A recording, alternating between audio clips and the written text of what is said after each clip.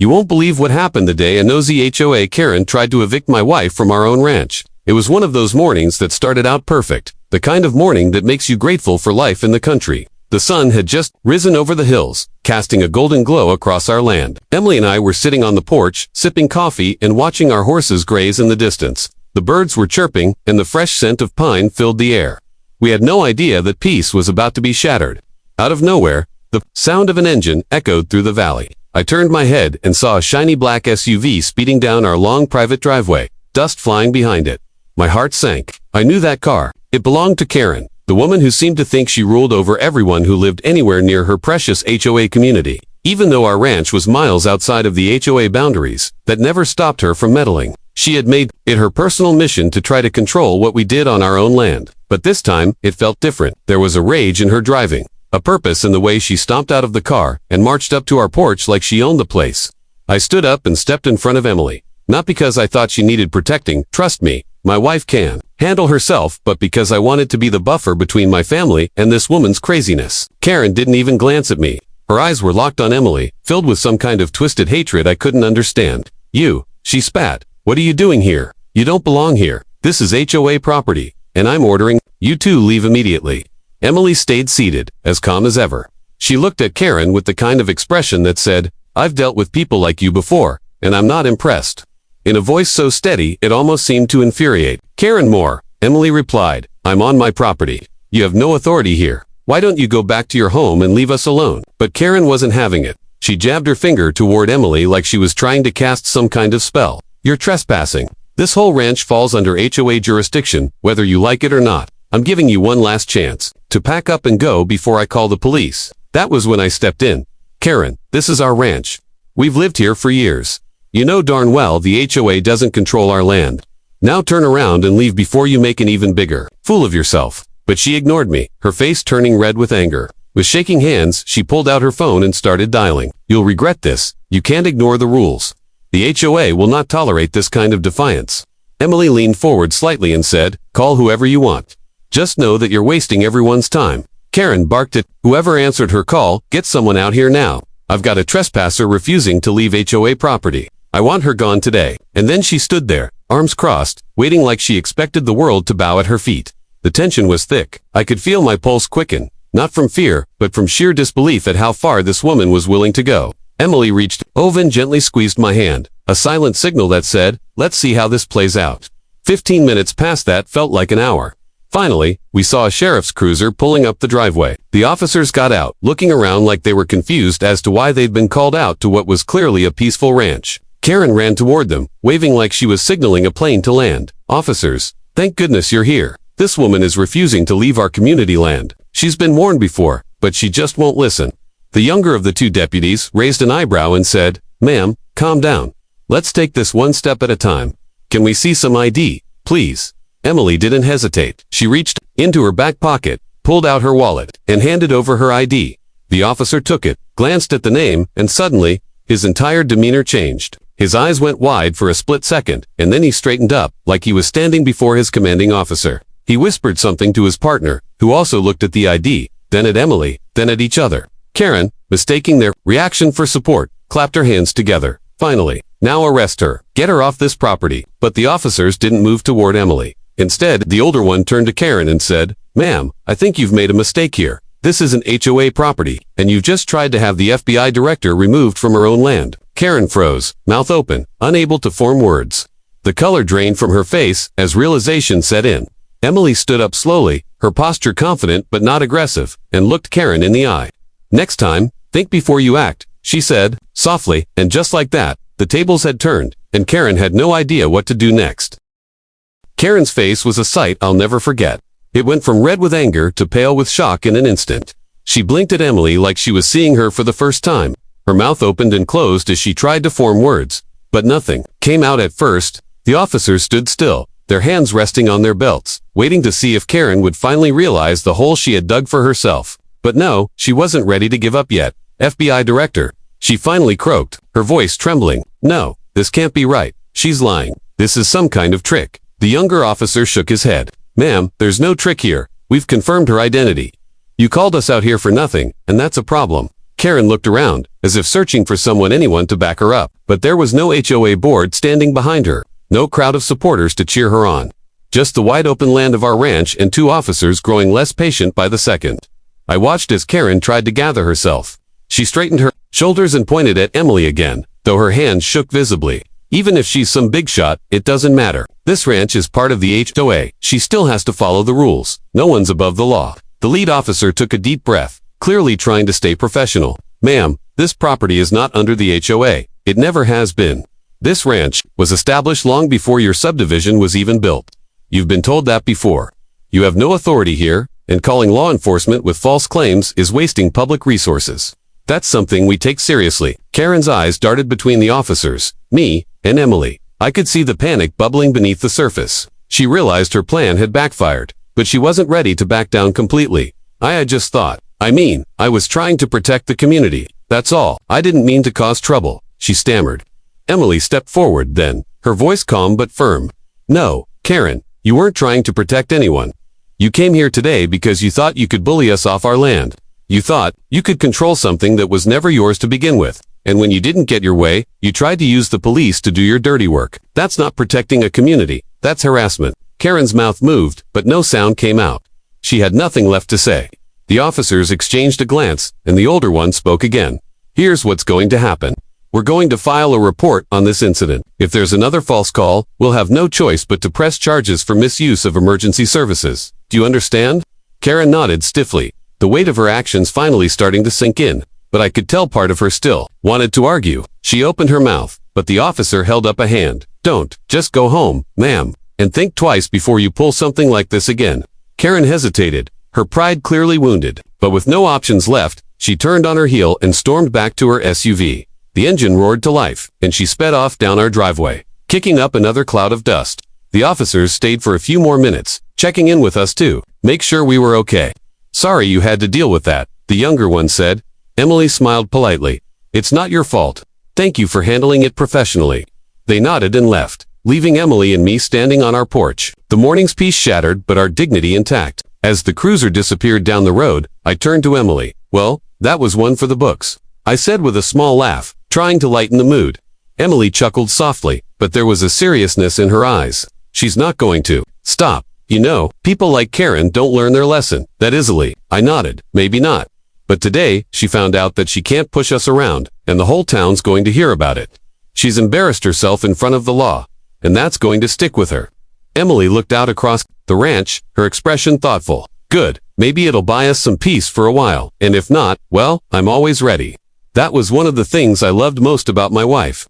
No matter what challenges came our way, she faced them with strength and grace. As we stood there, I thought about how Karen's hatred had led her to humiliate herself. All she had to do was mind her own business, but instead, she let her obsession with control bring her down. The funniest part of it all, she had no clue that the woman she tried to evict had more power than she could ever dream of, and now, she'd made an enemy of someone who could actually make a difference if she wanted to.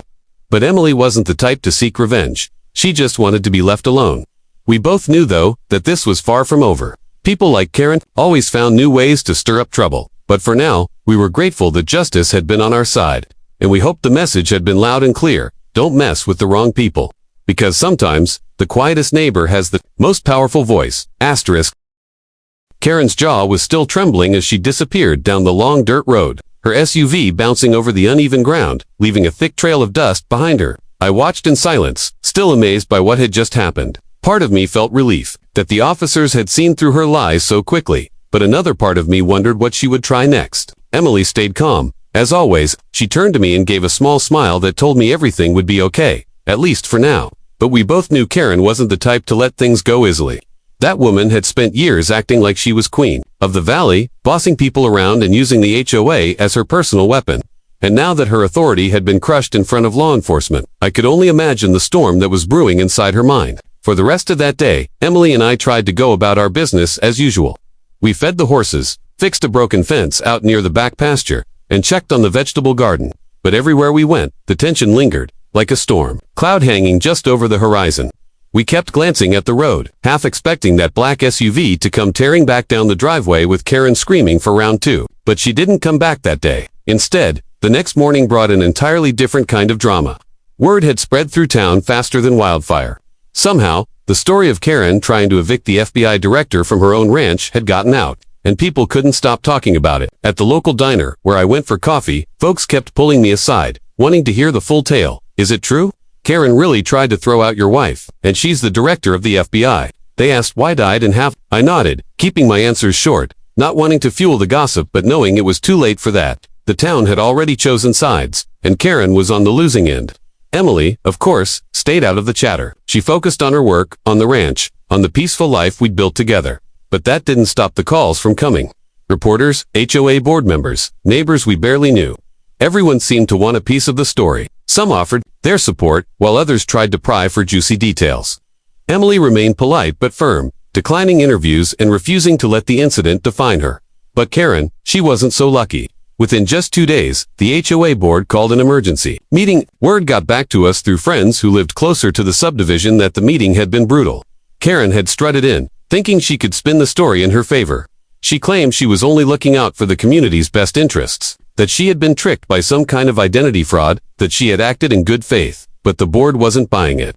They were tired of the complaints, the lawsuits she'd nearly caused, the bad press that was now staining their quiet neighborhood. One by one, the members spoke out against her. Some mentioned past incidents where she'd overstepped, trying to fine people for things that weren't even violations, or harassing newcomers until they moved away. Others admitted they'd been too afraid to stand up to her before, but this time, she'd gone too far. By the end of the meeting, Karen had been removed from her position on the board. No more president, no more self-appointed queen of the valley. Just Karen, the woman who had embarrassed herself in front of the whole town. When I heard the news, I felt a strange mix of satisfaction and pity. I didn't like Karen, but watching someone fall that hard, that fast, it was almost sad. Almost. Meanwhile, Emily's reputation quietly grew. The same people who once kept their distance out of fear of Karen's wrath were now reaching out. A neighbor brought over a homemade pie as a peace offering. The local feed store owner gave us a discount on supplies, saying it was his way of showing respect. Even the mayor called to check in, thanking Emily for handling the situation with such grace. Emily accepted it all with humility, never letting it go to her head. I just want to live in peace, she'd say whenever someone praised her, and that's the truth. My wife never wanted power or recognition. She just wanted to be left alone to run our ranch and enjoy our life together. But Karen's actions had forced the spotlight on us, at least for a little while. As for Karen herself, the last we heard, she put her house on the market. Maybe she couldn't handle the shame, or maybe she thought she'd have better luck controlling people somewhere else. Either way, she packed up and left before the month was over. And when she did, it felt like a dark cloud had finally lifted. From over the valley, for the first time in years, the place felt peaceful again. No more surprise inspections, no more angry letters, no more threats disguised as HOA notices. Just open skies, rolling hills, and the quiet life we'd always wanted. Looking back, I sometimes wonder what drove Karen to act the way she did. Maybe it was about control, maybe it was jealousy, or maybe she just couldn't stand the idea of someone living outside her rules. Whatever the reason, in trying to tear us down, she'd only destroyed herself. And the lesson. Sometimes the people who seem the loudest, the ones who act like they're in charge, are the ones who fall the hardest when the truth comes out. Asterisk. The weeks that followed felt like a breath of fresh air after a long storm. Karen's absence was noticeable in the best way possible. For the first time in years, the valley was quiet, peaceful, and free from her constant meddling. The neighbors, once divided or too afraid to speak up, now seemed united in their relief. People who used to keep their heads down when they passed our ranch began waving, stopping to chat at the fence, or offering to lend a hand with small chores. It was as if Karen's departure had lifted an invisible weight off everyone's shoulders. Emily and I went back to our routines, but something had changed. There was a sense of calm that hadn't existed before, a feeling that maybe we could finally enjoy our land without looking over our shoulders. I remember one morning, about 2 weeks after Karen left, Emily and I stood on the porch with our coffee, watching the sunrise paint the hills in shades of pink and gold. The air was crisp, and the only sounds were birds singing and the soft rustle of the breeze through the trees. It feels different now, Emily said quietly, her gaze on the horizon. I nodded. It does. Like we can breathe again. She smiled, but I could tell she was still thinking about everything that had happened. It's strange, isn't it? She said after a moment. How one person can create so much tension for so many people, and when they're gone, it's like the world shifts. I agreed. Karen had been like a storm cloud that refused to move, always threatening rain. And now, with her gone, the sun could finally shine on all of us. Of course, the story didn't just fade away. People in town kept talking about it for a while. It became the kind of tale folks told over coffee or at the barbershop, always with a chuckle or a shake of the head. The woman who tried to evict the FBI director from her own land. It sounded like something out of a movie. And in a way, it was. But for us, it had been real life. And the impact lingered.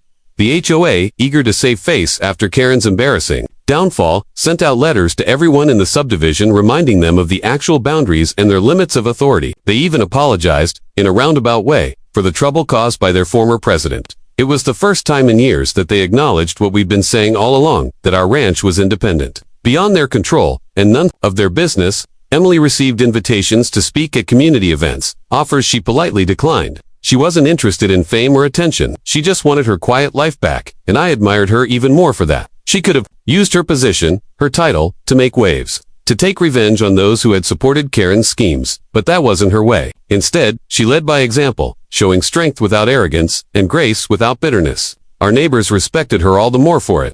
One afternoon, an older couple from the HOA community stopped by, carrying a basket of fresh fruit from their orchard. They introduced themselves and apologized for never speaking up before, admitting they had been intimidated by Karen but were glad the truth had come out. Emily welcomed them warmly, offering lemonade on the porch as we shared stories about the valley's history and hopes for its future. It felt like the beginning of a new chapter, one where people worked together instead of tearing each other down. As for Karen, the last we heard, she'd sold her house at a loss and moved to a town several counties away. Rumor had it she tried to join another HOA board, but the story of what happened here had followed her. Nobody wanted to give her the power she craved. In the end, her obsession with control had left her isolated and defeated. I won't pretend I felt sorry for her. She'd brought it on herself, but I did feel grateful for the lesson, for the peace that followed, and for the chance to see our community heal. Life on the ranch settled into a steady rhythm again.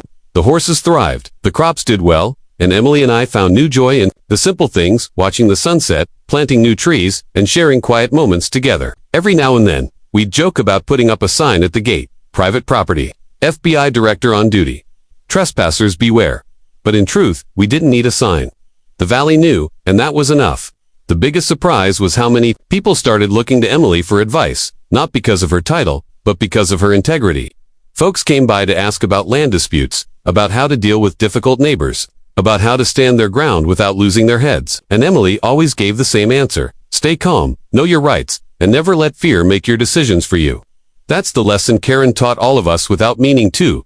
That bullies only have power if we let them. When we stand together, when we stand firm, they have no choice but to back down. And so, the valley flourished. The air felt lighter, the people kinder, and the future brighter. And through it all, Emily remained the quiet force that held it all together. Reminder that true strength doesn't come from loud words or empty threats, but from living with courage, honor, and kindness, even when the world tries to shake you.